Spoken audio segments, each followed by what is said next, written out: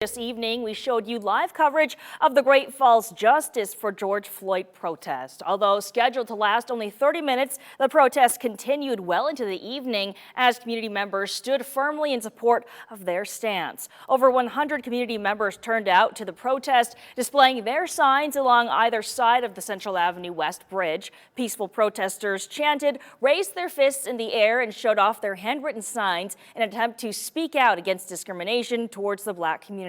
One protester said that she has lived through countless periods of discrimination and protest and believes both peaceful protests can make a difference for the country. I think it might matter just a bit that I'm 91, and I just feel that America needs to get back on track and recognize our real greatness is the love and care of everyone. Now, as protests continue across the country, please remember to do so peacefully and while social distancing.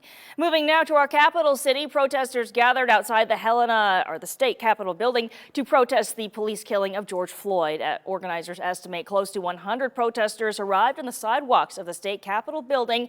Many more drove by the scene honking their horns in support of the protest. Protesters held Black Lives Matter signs and held an 8-minute silent protest.